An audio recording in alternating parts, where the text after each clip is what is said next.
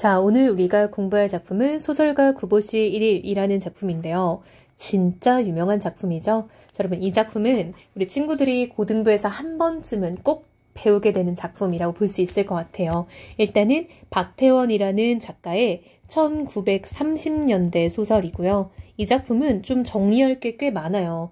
일단 하나씩 들어가 볼게요. 첫 번째 제목을 읽어보면요. 소설가 구보시의 1일이라고 되어 있죠. 근데 이때 이 구보라는 게 박태원의 호예요, 호. 그래서 이 박태원이라는 작가가 그 구보 박태원이었던 거죠. 그래서 자신의 호를 쓰면서 자신을 약간 좀 자전적으로 형상화한 인물을 만들어서 자전적 소설을 썼을 거다라고 보는 게 소설가 구보시의 1일입니다. 이때 여러분 1일이라는 건요. 1일이란 뜻이에요. 한마디로 하루라는 거죠. 소설가 구보시의 하루라고 해서 이 소설가 구보시가 집에서 산책을 나가요. 근데 그 당시에 이 박태원의 집이 청계천, 즉 지금으로 따지면 종로죠. 종로 일대에 위치하고 있었고 그래서 이렇게 청계천이 쭉 펼쳐졌던 거예요. 그래서 이 박태원이 집에서 나와서 한 바퀴 산책을 하고 돌아가는 그런 여정을 담고 있다라고 해서 우리가 이거를 여로형 소설이라고도 해요. 또 다른 말로는 집에서 나와서 다시 집으로 돌아갔다라고 해서 원점으로 회귀한다라고 해서 원점 회귀형 소설이라고도 합니다. 그래서 박태원이 자신을 좀 이제 인물로 만들어서 구보시의 하루를 산책하면서 보았던 것들을 기록하는 소설이고요. 따라서 1930년대의 서울이죠. 경성이었죠. 그 당시에는 경성의 모습, 그걸 세태라고 하거든요. 세태를 매우 잘 반영하고 있다라고 해서 이 소설을 우리가 세태소설이라고도 합니다. 그리고 여러분 1930년대는 모더니즘, 즉 근대화가 한창이던 시절로 이 소설 역시 모더니즘 소설에 속해 있어요. 보통 모더니즘 소설이라고 하면은 박태원이라는 작가 굉장히 유명하고요. 그리고 친구들이 이상이라는 작가 많이 들어봤죠? 그래서 이런 사람들이 보통 모더니즘 소설의 작가로 많이 불립니다. 특히 여러분 이 작품은요. 이상과 박태원 비슷한 시기에 활동을 했었죠. 이 당시에 의식의 흐름 기법이라는 게 쓰였어요. 그래서 정말로 어떤 인물의 내면의 의식을 그냥 줄줄줄줄 흘러가는 식으로 내면의식 전개에 매우 도움이 되는 방식이죠. 이렇게 의식을 낱낱이 다 보여줌으로써 인물이 무엇을 보고 듣고 느끼고 있는지를 좀 보여주는 그런 작품입니다. 그리고 이 작품은요. 소제목이 있는 것도 굉장히 특이해요. 그러니까 보통 모더니즘 소설들이 좀 실험적인 것들이 많거든요. 그래서 소제목이 있어서 그런 부분도 당시에 실험적인 어떤 소설 기법이었다. 창작법이었다. 라는 걸 우리가 체크하면 좋을 것 같습니다. 자, 여러분. 이 작품은 일단 08학년도 수능에 출제되었던 여러분 08학년도면 쌤도 본 적 없는 그런 수능이에요. 08학년도 수능에 출제됐던 부분이고 지금 우리가 소설가 구보시의 1일을 교과서에서 배운다라고 한다면 보통 미래 문학 교과서 이런 데 있거든요. 혹은 뭐 다른 데도 여기저기 있어요. 그랬을 때 이 부분은 아니에요. 그래서 이 부분은 사실상 소설가 구보시의 1일에서는 그렇게까지 유명했던 장면은 아니지만 예전에 수능에 한번 출제가 된 적이 있었다 정도로 우리가 파악을 하면 좋을 것 같습니다. 자, 그럼 과연 박태원이라는 사람은 이 소설가 구보시의 1일을 통해 1930년대 어떤 모습을 담고 싶었는지 우리가 좀 보면 좋을 것 같습니다. 근데 여기서 좀 친구들이 흥미로울 만한 어떤 썰을 하나 풀어주자면 여러분 그 봉준호 감독 알아요? 그 영화 감독 중에 봉준호 감독 있잖아요. 그래서 뭐 살인의 추억, 설국열차, 괴물, 기생충 이런 엄청난 영화를 만든 사람이잖아요. 그 사람의 외할아버지가 이 박태원이에요. 예술도 결국 유전이다. 그쵸? 그래서 외할아버지가 박태원이니까 이제 엄마의 아버지인 거죠. 대단하죠. 그쵸? 그래서 이런 예술의 피가 흘러내려오고 있나 보다. 그래서 이렇게 몇몇 있잖아요. 그쵸? 여러분 황순원의 아들 황동규 이런 것처럼. 그래서 이러면 좀 친구들이 좀 하고 좀 약간 구미가 당기지 않을까 싶어요. 그쵸? 자, 한번 읽어볼게요. 다방을 이렇게 여러분 소제목 처리를 했죠? 자, 다방을 이라고 소제목 처리를 함으로써 독자 입장에서 흥미롭잖아요. 그쵸? 찾는 사람들은 어인 까닭인지 모두들 구석진 좌석을 좋아하였다. 구보는 하나 남아있는 가운데 탁자에 앉는 수밖에 없었다. 그래도 그는 구보죠. 그곳에서 엘만의 발스 센티멘터를 가장 마음 고요히 들을 수 있었다. 그러나 그 선율이 채 끝나기 전에 방향무익한 소리가 구포시 아니요. 구보는 다방 안의 모든 사람들의 시선을 온몸에 느끼며 소리나는 쪽을 돌아보았다. 중학을 2, 3년 일찍 마친 사내. 어느 생명보험 회사의 외교원이라는 말을 들었다. 자, 여러분 지금 구보 씨가 다방에서 아는 사람을 만난 상황이죠. 자, 여러분 보니까요. 소설가 구보 씨의 일이라고 한 거 보니까 구보가 주인공인 것 같죠. 하지만 주인공이 나라는 인물로 등장하지 않고 구보라는 3인칭으로 지칭되고 있다라는 거 보이죠? 그럼 우리가 여기서 파악해야 될 건 뭔지 알겠죠? 서술자와 시점에 대한 정보 파악해야 되는데 나라는 말이 안 나오는 거 보니까 이 작품은 작품 밖에 서술자가 존재하는구나 라는 거 알 수 있겠죠. 자, 그리고 보면요 여러분 구보에 대해서 뭐라고 얘기하나 봤더니 사람들은 모두 다 구석진 좌석을 좋아하는데 구보 역시 거기를 앉고 싶었던 거죠. 하지만 구보는 거기에서 엘만의 발스 센티멘터를 가장 마음 고요히 들을 수 있었다라는 거는 구보의 마음속 생각이잖아요. 한마디로 지금 이 작품의 서술자는 구보의 내면의식까지 아는 걸로 보아 전지적 작가 시점이다라는 거 알 수 있겠죠. 자, 여러분 전지적 작가 시점은 모든 걸 다 알고 모든 인물의 내면을 다 알고 있죠. 그걸 우리가 기억하고 봅시다. 자, 쌤이 인물의 심리가 제시되는 부분에 이렇게 민트색 형광펜을 한번 쳐볼게요. 자, 근데 갑자기 누군가가 나타나서 구포시아니요 라고 말을 했는데요. 이렇게 여러분 따옴표 처리를 안 했죠. 즉 이 작품은요. 대화를 따로 처리하지 않는 모습을 보여요. 그쵸? 그냥 서술과 대화의 구분이 모호하죠? 보통은 우리가 쌍따옴표를 해주기 마련인데. 자, 근데 그 사람은 생명보험회사의 외교원이라고 들었고요. 평소에 결코 왕래가 없으면서도 이제 이렇게 아른 체를 하려는 것은 오직 얼굴이 새빨개지도록 먹은 술 탓인지도 몰랐다라고 해서 지금 구보의 입장에서 아니 나 알지도 못하는데 왜 이렇게 아는 척을 해? 막 이런 느낌이 술 때문인 것 같다라고 생각했대요. 구보는 무표정한 얼굴로 약간 끄떡하여 보이고 즉시 고개를 돌렸다. 그러나 그 사내가 또 한 번 역시 큰 소리로 이리 좀 안 오시려 하고 말을 하였을 때 구보는 게으르게나마 자리에서 일어나 그의 탁자로 가는 수밖에 없었다. 이리 좀 앉으시오. 참 최군 인사하지 소설가 구포씨라고 얘기를 하죠. 구보인데 구포씨 뭐 이러고 있어요. 그쵸? 자, 이 사내는 어인까닭인지 구보를 반드시 구포라고 발음할 때 구포가 이 사내가 바로 앞에서 만났던 그 생명보험 회사의 외교원인 사람이죠. 그는 맥주병을 들어보고 아이 쪽을 향하여 더 가져오라고 소리치고 다시 구보를 보고 그래 요새도 많이 쓰시오. 무어 별로 쓰는 것 없습니다. 라고 하죠. 자, 여러분 이 사람이 그래 요새도 많이 글 써? 라고 물어봤더니 구보가 뭐 별로 쓰는 거 없습니다. 라고 얘기를 하는 거죠. 구보는 자기가 이러한 사내와 접촉을 가지게 된 것에 지극한 불쾌를 느끼며 자, 여러분 구보는요 이 사람과 이렇게 대화하는 것이 불쾌하대요. 그래서 경어, 존댓말을 사용하는 것으로 그와 사이에 간격을 두기로 하였다라고 여러분 지금 서술자가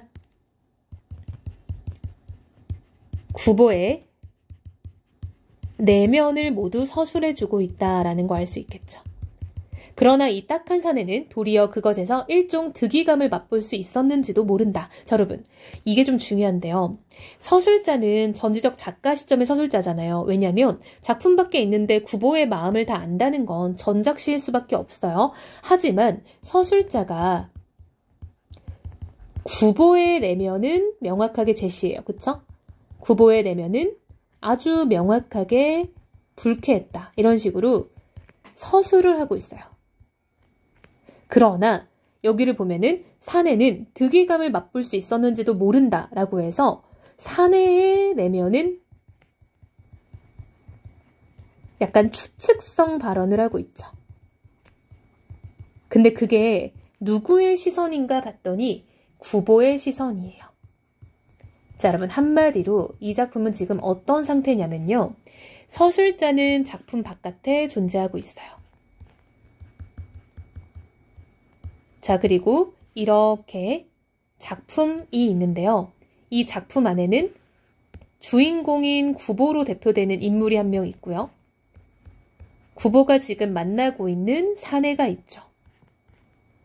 사실 바깥의 이 서술자는 모든 걸 다 알 수 있는 사람이기 때문에 구보에 대해서도 말할 수 있고 사내에 대해서도 말을 할 수 있어요. 하지만 이 서술자는 시종일관 구보의 눈을 통해서만 이 사내를 묘사하고 있다라는 거 알 수 있죠. 즉 구보의 눈에 비친 어떤 사내의 모습을 계속 서술하고 있어요. 그래서 이런 걸 우리가 요즘에 초점화된 화자라고 합니다. 즉 서술자는 따로 있는데 서술자가 말 그대로 한 놈만 패는 거예요. 그래서 구보의 시선으로만, 구보의 눈에 비친 대로만 해석을 합니다. 따라서 서술자는 전작시의 서술자이기 때문에 구보의 내면을 모두 다 알아요. 그쵸? 그래서 구보의 내면은 막 서술을 하면서도 다른 사람의 내면에는 딱히 관심을 가지지 않고 구보의 시선을 통해서만 관찰을 하는 거예요. 그래서 요즘에 이런 거를 초점화된 화제 혹은 제한된 전지적 작가 시점이라는 말로도 부릅니다. 그는 한 잔 10전짜리 차들을 마시고 있는 사람들 틈에서 그렇게 몇 병씩 맥주를 먹을 수 있는 것에 우월감을 갖고 그리고 지금 행복이었을지도 모른다 라고 해서 여러분 그에 대한 묘사는 어떠냐면요. 좀 돈을 많이 벌고 많이 쓰는 사람인 것 같아요. 그쵸? 그래서 지금 사내의 어떤 모습을 묘사함으로써 이 사람이 약간 뭔가 좀 돈을 쓰는 어떤 그런 속적인, 속물적인 그런 모습을 보여주는 사람인 걸 알 수 있죠. 그는 구보에게 술을 따라 권하고 내 참 구포씨 작품을 애독하지. 그리고 그러한 말을 하였음에도 불구하고 구보가 아무런 감동을 갖지 않는 듯 싶은 것을 눈치채자 사실 내 또 만나는 사람마다 보고 그러한 말을 구포씨를 선전하지요. 그러한 말을 하고는 혼자 허허 웃는다. 자 여러분 사내는요 구보한테 나 구보 네 작품 좋아해. 내가 사람들 만날 때마다 네 작품 추천하고 있어 라고 얘기를 하는 거죠. 구보는 의미몽롱한 웃음을 웃으며 문득 이 용감하고 또 무지한 사내를 고급으로 채용하여 구보 독자 권유원을 시키면 자기도 응당 몇십 명의 또는 몇백 명의 독자를 획득할 수 있을지 모르겠다고 그런 난데없는 생각을 하여보고 그리고 혼자 속으로 웃었다. 자, 여러분 구보가요 혼자 막 망상을 하고 있어요. 그쵸? 약간 구보 MBTI 조금 약간 유추되지 않나요? 그쵸? 일단 NF일 것 같죠? 자, 참 구보 선생 하고 최군이라 불린 사내도 말참견을 하여 자기가 독견의 승방비곡과 윤백남의 대도전을 걸작이라고 여기고 있는 것에 구보의 동의를 구하였다. 그리고 이 어느 화재보험 회사의 권유원인지도 알 수 없는 사내는 가장 영리하게 구보 선생님의 작품은 따로 치고 난 이걸 참 좋아해 라는 말을 덧붙였대요. 구보가 간신히 그것들이 좋은 작품이라 말하였을 때 최군은 또 연기를 얻어 참 조선서 원고료는 얼마나 됩니까? 라고 물어봤대요. 자 여러분 자 여기 볼게요. 구보가요 그것들이 간신히 좋은 작품이라 말을 했대요. 뭐가요? 이 독견의 승방비곡과 윤백남의 대도전이라는 작품을 걸작이라고 여기는데 그거에 대해서 구보가 간신히 저도 좋아합니다 라고 얘기를 했대요. 그럼 여러분 여기서 우리가 알 수 있는 건 뭐냐면 사실 구보는 약간 그 작품들을 취향에 맞지 않게 생각하는 걸 알 수 있죠.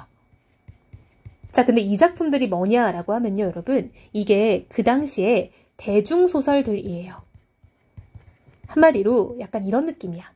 이 여러분 구보가 이 작중에서 소설가잖아요. 근데 이 구보는요 좀 순수 문학을 하고 있는 소설가처럼 묘사가 되는 거고요.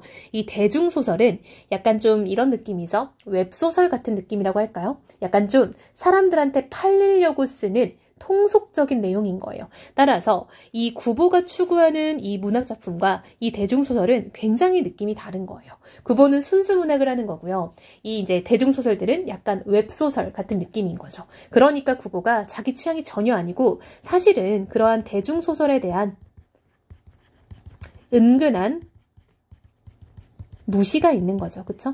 은근한 약간 무시라는 말이 좀 세긴 센데 그쵸? 그래서 이게 여러분 그 당시 약간 실제로 있었던 풍조인 거는 맞기는 맞아요. 자 최근은 또 연기를 얻어서 원고료는 얼마나 됩니까? 라고 물어봤더니 구보는 이 사내가 원호루라 발음하지 않는 것에 경의를 표했으나 물론 그는 이러한 종류의 사내에게 조선 작가의 생활 정도를 알려줘야 할 아무런 의무도 갖지 않는다. 즉 내가 얼마 버는지 말할 필요 없다는 거죠. 그래 구보는 혹은 상대자가 모매를 느낄지도 모를 것을 알면서도 불쑥 자기는 이제 이제까지 고료라는 것을 받아본 일이 없어. 그러한 것은 조금도 모른다 말하고 마침 문을 들어서는 벗을 보자. 그만 실례합니다. 그리고 그들이 무어라 말할 수 있기 전에 제자리로 돌아와 노트와 단장을 집어들고 막 자리에 앉으려는 벗에게 나갑시다. 다른 데로 갑시다 하고 자리를 피하는 거죠.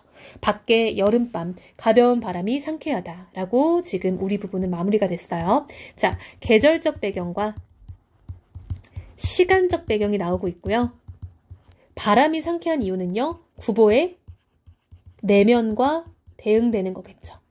구보가 다방 안에서 불편한 사람들과 이제 자리를 함께 했잖아요. 거기를 벗어난 어떤 구보의 홀가분함이 여기서도 좀 드러나는 거죠. 자, 여러분, 그리고 여기서 좀 중요하게 등장하는 게 뭐냐면요. 사실 이 부분에선 이게 막 엄청 대두되지 않지만 구보가 오늘 하루 내내 돌아다니면서 노트와 단장을 갖고 다녀요. 이 노트는요, 공책이죠. 한마디로 구보의 직업과 연관이 있는 거예요. 그래서 구보의 어떤 글쓰기, 구보의 소설가라는 직업과 연관이 있고요. 단장은 지팡이에요, 여러분, 지팡이. 그래서 한마디로 구보의 산책과 연관이 있는 거예요. 근데 이게 왜 쌤이 설명을 해주냐면 다른 부분에서 이게 여기는 정말 안 나타났지만 이 작품은 부제를 붙이자면 쌤이 붙이는 거예요.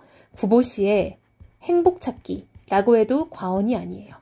처음부터 끝까지 구보가 행복이란 과연 무엇일까? 나의 행복은 어디 있는 걸까? 이거를 찾아 헤매요. 그래서 제목은 소설가 구보씨의 일일이지만 사실 부제를 붙이면 구보씨의 행복찾기라고 전 쌤은 생각하거든요. 그랬을 때 앞부분에 어떤 묘사가 나오냐면 행복을 찾아 헤맸지만 자기의 왼손의 노트, 오른손의 단장에도 행복은 없었다. 이런 말이 나와요. 그게 무슨 말이냐면 자기는 직업에서도 산책에서도 지금 현재 행복을 찾지 못하고 있다. 이런 말인 거예요. 그래서 이게 다른 부분에서 되게 중요하게 등장하는데 이 부분에서는 그렇지는 않다라는 걸 알 수 있겠죠.